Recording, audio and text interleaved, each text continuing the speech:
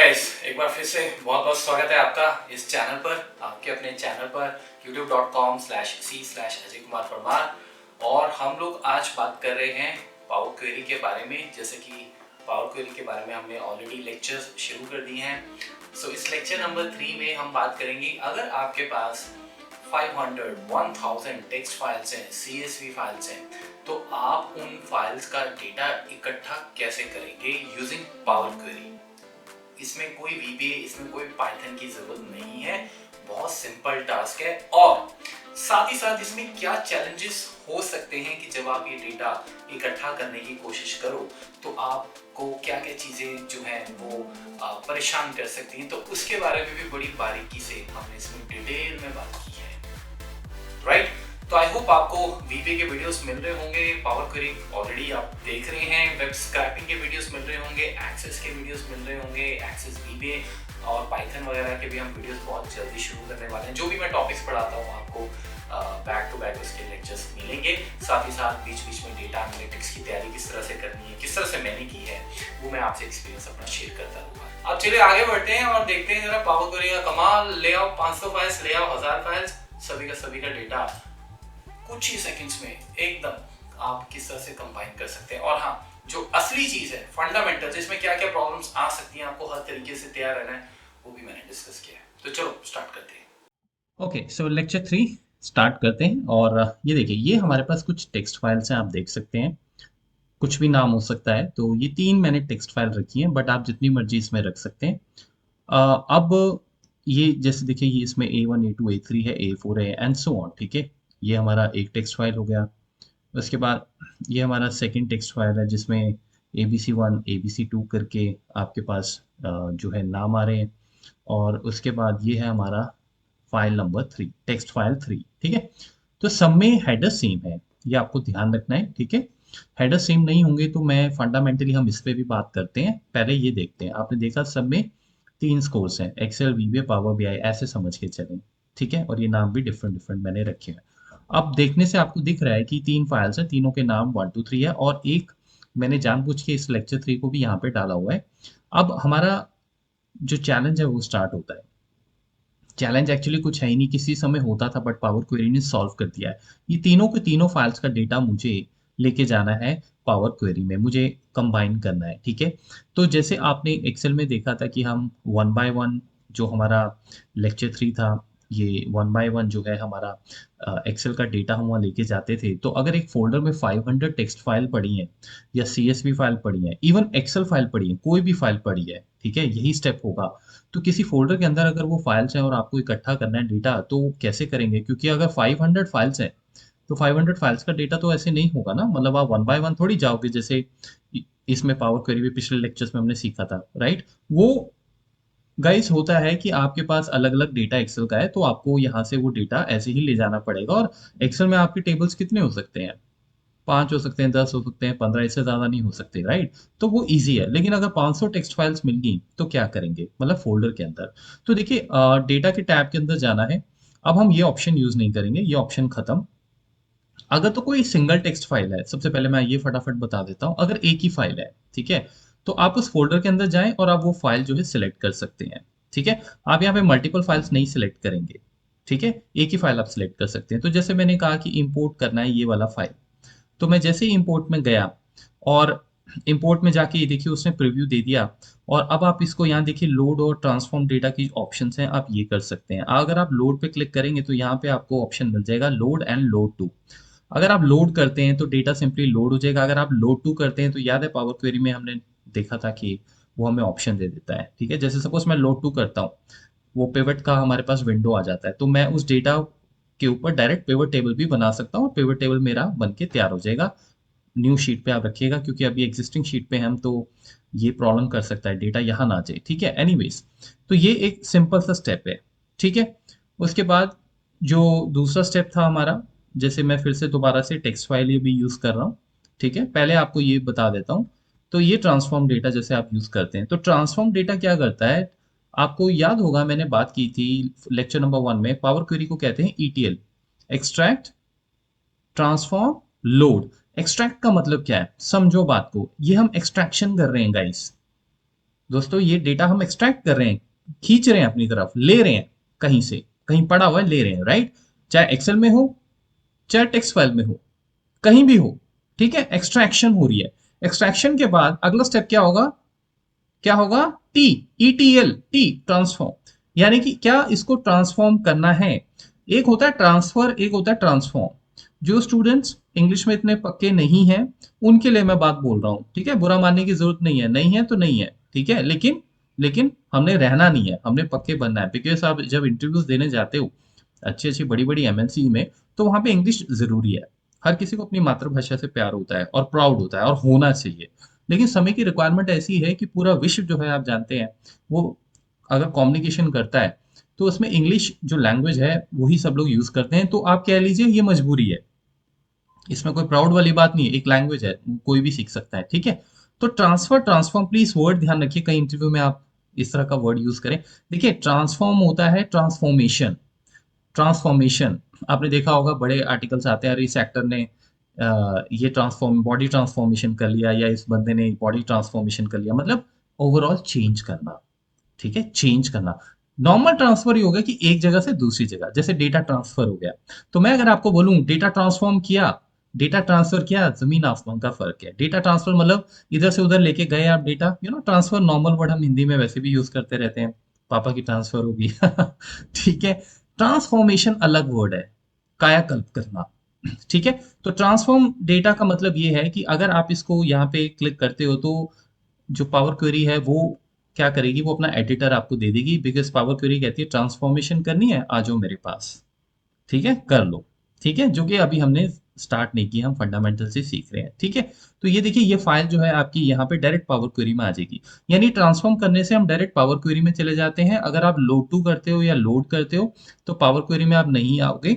Load to में वो pivot table का ऑप्शन दे देता है या टेबल का ऑप्शन, वहां से आप टेबल ले सकते हैं डायरेक्ट, या फिर पिवट बनाना पिवट बना लें। और अगर आप सिंपल लोड यूज करते हैं तो वो डेटा आपको एक्सेल में सीधा जाके एक्सपोर्ट करके दे देगा, और फिर आप पावर क्वेरी में नहीं आएंगे डायरेक्ट। बस ये छोटी छोटी बच्चों वाली बातें हैं, ठीक है। अभी के लिए मैं इस फाइल को, आप देख रहे होंगे ये फाइल एक्चुअली पहले, क्योंकि एक फाइल अगर आप ऑलरेडी इंपोर्ट कर चुके हैं तो दूसरी जो फाइल है वो उस नाम से नहीं आएगी, है ना, तो वो अपने आप एक डुप्लीकेट नाम क्रिएट कर देता है। एनीवेज मैं फिलहाल इनको बिल्कुल डिलीट कर रहा हूँ, क्योंकि ये हमने अभी कवर नहीं किया है, ठीक है, मैं इसको डिलीट कर रहा हूँ।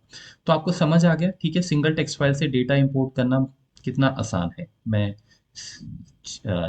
चेंजेस सेव कर रहा हूँ, ठीक है। तो टेक्स्ट फाइल के लिए बच्चा बच्चा इसको यूज कर सकता है, मेरा मतलब कि इसमें है ही नहीं कुछ, इसमें क्या बताना है आपको, ठीक है। मुद्दे पे आते हैं असली। अब जब बहुत सारी टेक्स्ट फाइल्स मेरी जो हैं वो फोल्डर में पड़ी हैं, तो मैं यहाँ से फ्रॉम फाइल से जाऊँगा, और आप देखें यहाँ पे बहुत सारी ऑप्शंस हैं। एक्सेल वर्कबुक, टेक्स्ट वर्कबुक, ये टेक्स्ट वही वाला है जो अभी हमने यूज़ किया, उन्होंने यहाँ भी ऑप्शन दे रखा है। एक्सेल वर्कबुक मतलब अगर आपका एक्सेल किसी बाहर पड़ा है, एक्सेल डेटा आपका बाहर वाली एक्सेल में पड़ा है, जो करंट एक्सेल आप यूज़ कर रहे हैं उसमें नहीं। हमने पिछले दोनों लेक्चर में जो भी डेटा यूज़ किया था वो एक्सेल के अंदर था, मतलब जिसमें हम पावर क्वेरी यूज़ कर रहे हैं। लेकिन हो सकता है ना आपकी एक्सेल फाइल बाहर की हो, आपको किसी ने, आपके कॉलीग ने भेजी और कहा हो ये डेटा पे काम करना है ना, तो ये इसके लिए ऑप्शन है। तो जेसन एक्सएमएल ये सब है, एक्सएमएल तो मैं नहीं पढ़ाता हूँ, ठीक है। और पीडीएफ वगैरह इस पे बाद में बात करेंगे। हम आएंगे अपने मुद्दे पे, फ्रॉम फोल्डर।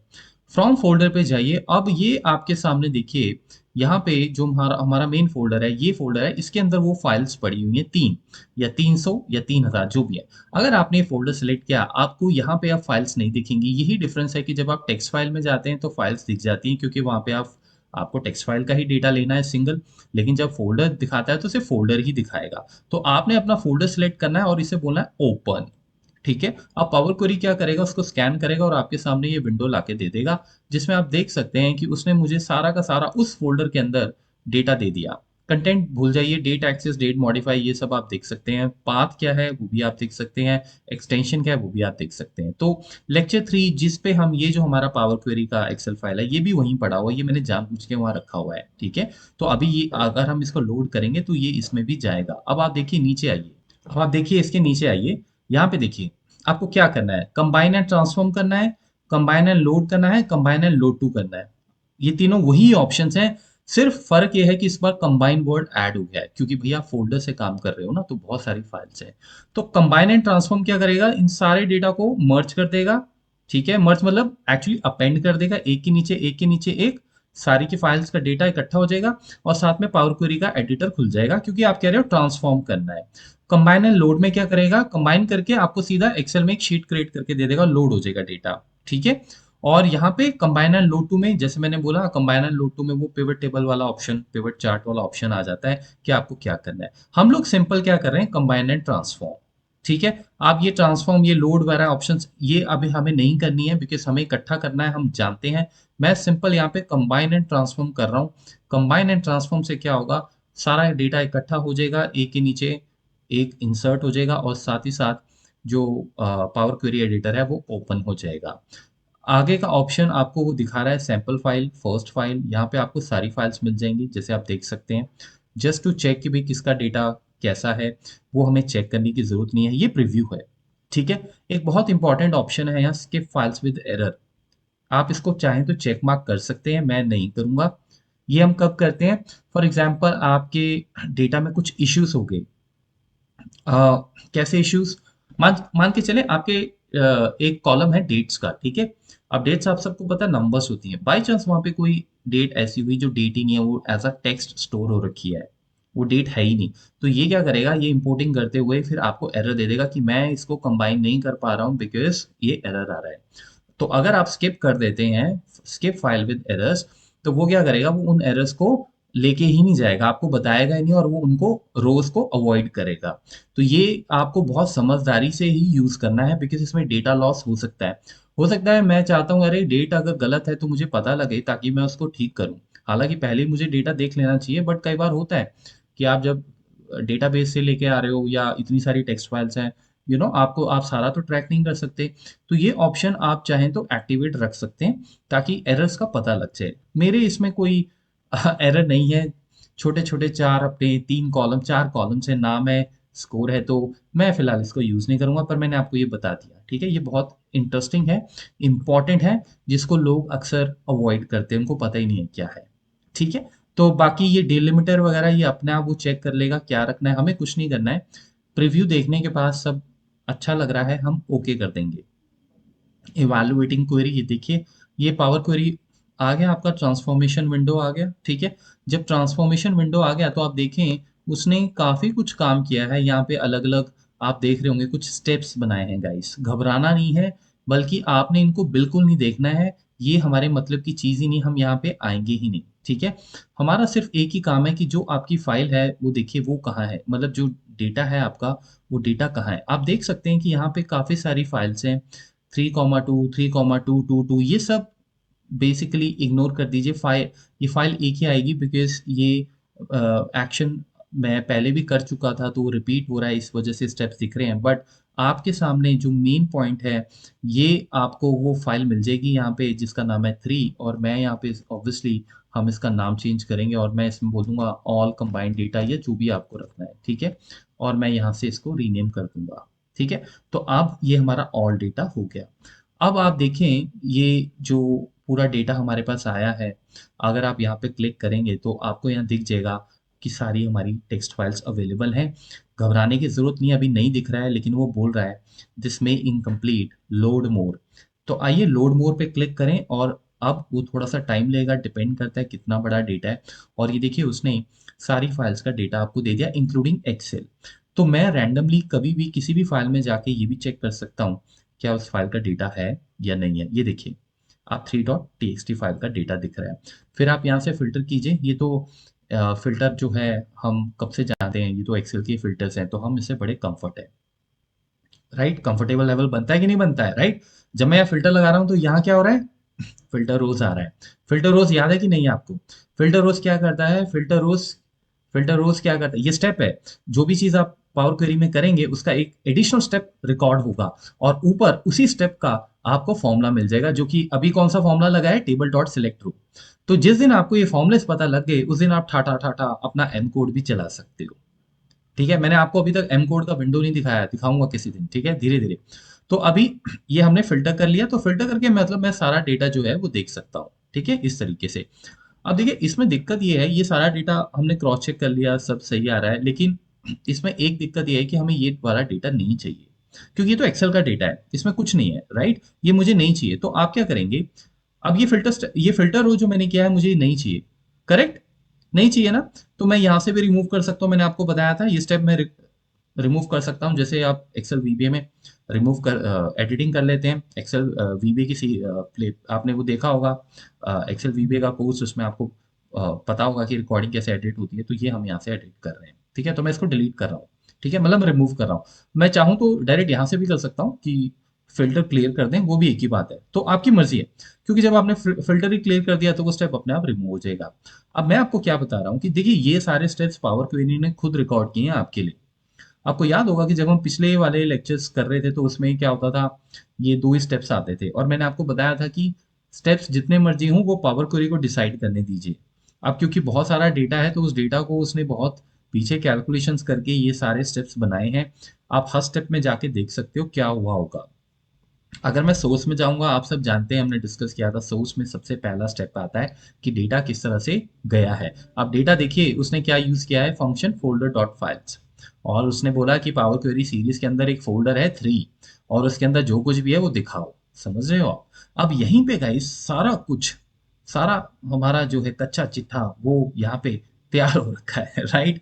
तो क्योंकि भई इसमें हमारे बहुत उल्टे-सिल्टे काम हो रखे हैं, इसलिए कच्चा चिट्ठा वर्ड मैंने यूज़ किया। मतलब अब ये फाइल्स हमारे मतलब की नहीं है ना, हो सकता है इसमें और भी पावर पॉइंट की पीपीटी हो, कोई आपकी कोई इमेज हो, सब दिखेगा यहाँ पे, ठीक है? तो आपको क्या करना है? अरे बहुत सिंपल है, हम सिंपल एक्सटेंशन में जाएँगे और मैं कहूँगा मुझे सिर्फ़ टीएक्सटी से मतलब है, बाकी सब हटा दो, ठीक है? आप फ़िल्टर और कहीं भी लगा सकते हैं, नेम में भी लगा सकते हैं, बट ये ईज़ी है।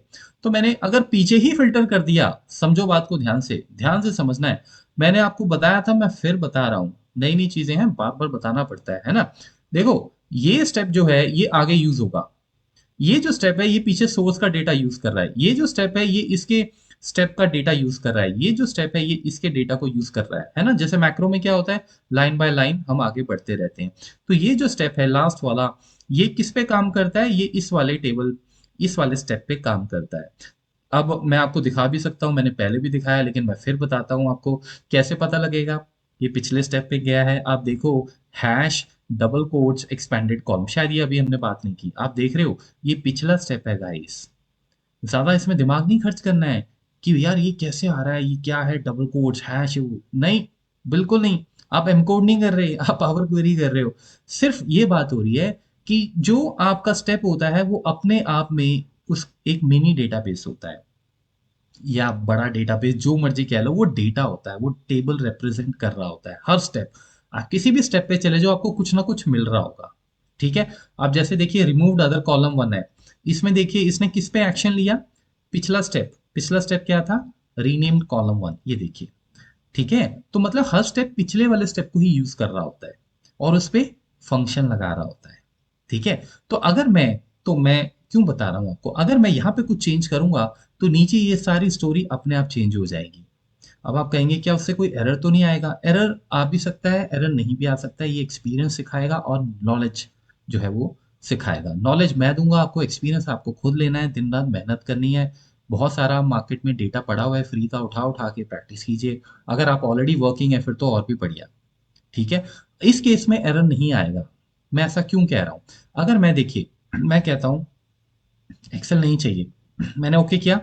अब आप लास्ट वाले डेटा में देखो, लास्ट वाला जो स्टेप होता है, सॉरी, वही ओरिजिनल डेटा होता है। उसके पीछे तो सारे कुछ ना कुछ होता जा रहा है, लेकिन फाइनली जहाँ हम रुके, जो हमारी मंजिल है, वही हमारी डेस्टिनेशन है। यही डेटा अब एक्सेल में जाएगा, अगर आप इसे लेके जाना चाहें, यही डेटा टेबल की फॉर्म में जाएगा या पिवट की फॉर्म में जाएगा। समझे आप? क्योंकि ये लास्ट स्टेप है। अब इस लास्ट स्टेप पे मैं दोबारा यहाँ क्लिक करके देख रहा हूँ और मैं लोड मोर पे क्लिक करता हूँ और आपको दिखाता हूँ कि क्या उसमें एक्सेल दिखा? नहीं दिखा। आप समझे? यानी कि पीछे से ही एक्सेल जब हटा दिया तो ये सारे ऑटोमेटिकली हट जाएंगे।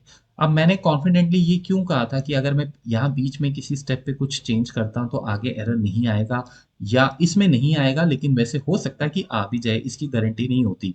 देखिएगा, इस बात पता क्या होती है कि देखिए गाइस, ये जो स्टेप है, सपोज आप, मैंने यहाँ से डेटा फिल्टर कर दिया, राइट? लेकिन मेरे जो फंक्शंस यहाँ पे चल रहे हैं, जैसे ये देखिए, ये क्या कर रहा है? ये फिल्टर कर रहा है जैसे एक्सटेंशन डॉट टी उसने कर दी, ठीक है। उसके बाद अगला स्टेप क्या हुआ, उसने कुछ रो सेलेक्ट की, हिडन वगैरह कुछ किया, मुझे भी इसके बारे में जानकारी ना, मैं इसमें इंटरेस्टेड हूँ, ठीक है। मतलब कहने का ये मतलब है कि डेटा तो उसे पूरा ही मिल रहा है, हमने कोई हेडर्स में थोड़ी चेंज किया है। अब उसे 1 2 3 मिल रहा है, पहले उसको एक एक्सेल भी मिल रहा था। तो ऐसा कोई चेंज अगर आप कर रहे हैं जो डेटा का स्ट्रक्चर नहीं चेंज कर रहा है, उसके हेडर्स तो वही है, तो दिक्कत नहीं है ना।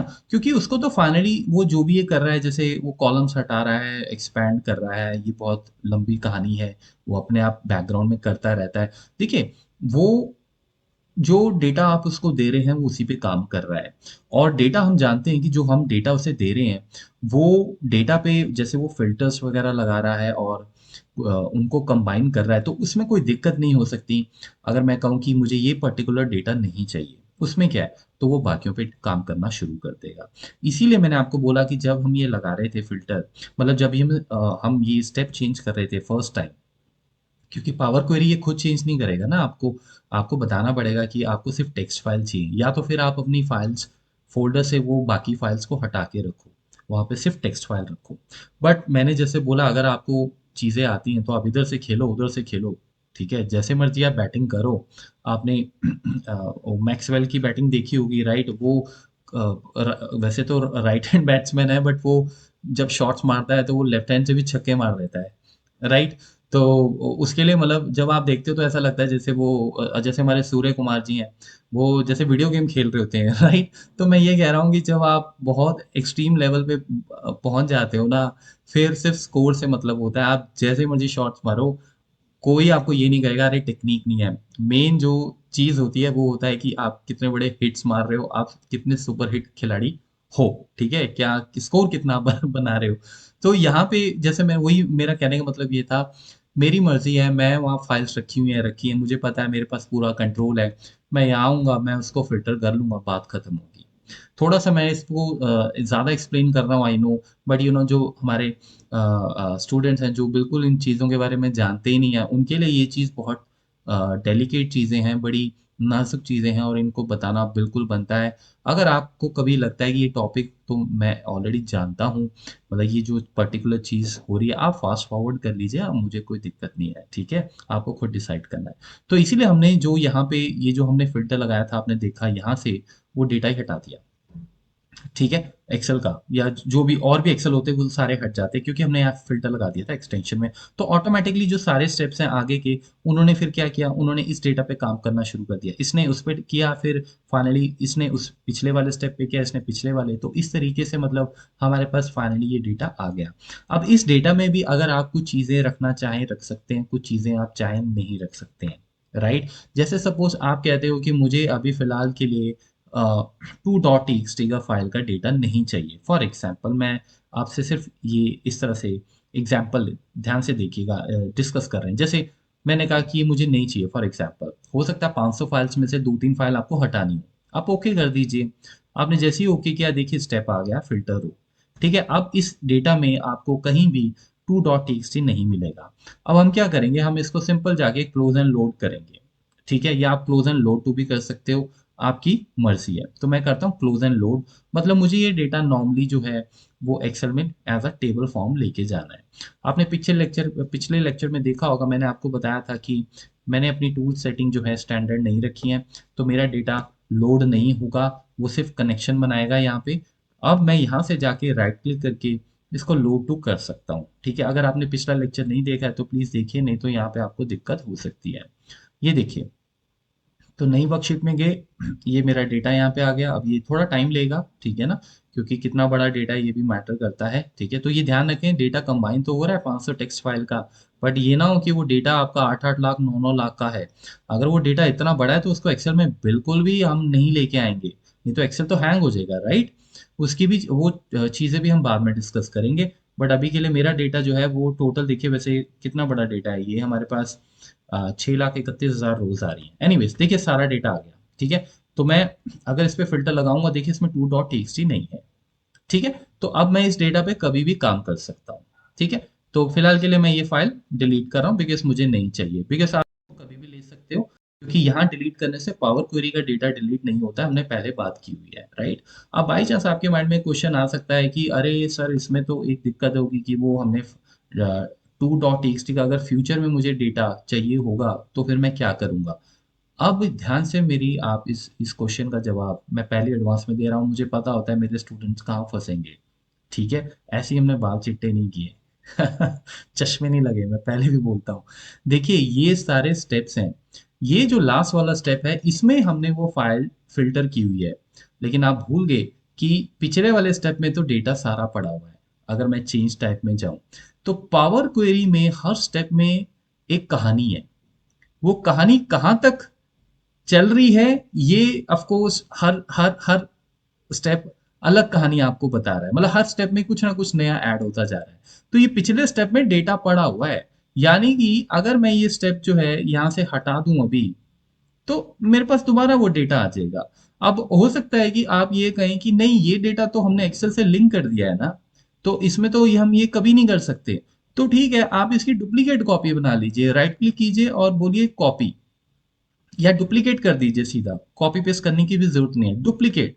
आपने जैसे ही डुप्लीकेट किया ये देखिए ऑल डेटा टू आ गया, ठीक है। ये सिर्फ मैं आपको समझाने के लिए बता रहा हूँ। अब आप क्या करेंगे, आप बोलेंगे ठीक है मुझे पुराना डेटा दोबारा चाहिए, हटाओ इसको, हटा सावन की घटा, ये देखो अब हमारे पास पूरा का पूरा डेटा दोबारा आ गया। अब इस पूरे के पूरे डेटा में आपको फिर से कुछ काम करना है, आप फिर से काम कर लीजिए। इसका मतलब ये हुआ कि जब तक मैं टेबल डिलीट नहीं करूंगा पावर क्वेरी में, यहाँ पे इसको सेलेक्ट करके डिलीट था मारूंगा, तब तक ये डेटा ओरिजिनल मेरे पास हमेशा अवेलेबल रहेगा। बेशक मैं इसमें 100 स्टेप्स करके इसको सिंगल रो डेटा बना दूं, लेकिन मैं किसी भी पिछले स्टेप में जाके ये देख सकता हूँ कि कहानी कहाँ से शुरू हुई थी। और ये है बड़ी फैंटास्टिक चीज पावर क्वेरी के बारे में। तो फंडामेंटल्स क्लियर हुए होंगे और आपको ये चीज भी समझ आई होगी कि ऐसा नहीं है कि सिर्फ टेक्स्ट फाइल या एक्सेल का डेटा ही हम इसमें यूज कर सकते हैं, हम फोल्डर्स का डेटा भी यूज कर सकते हैं। और ये बड़ी पावरफुल चीज है। किसी टाइम पावर क्वेरी नहीं होता था तो हम वीबी में कोड बनाते थे इसका, आज भी बनाते हैं, बट अब जो नहीं वीबी जानते हैं उनके लिए ये बहुत ईजी हो गया है। तो चलिए मिलते हैं फिर अगले लेक्चर में।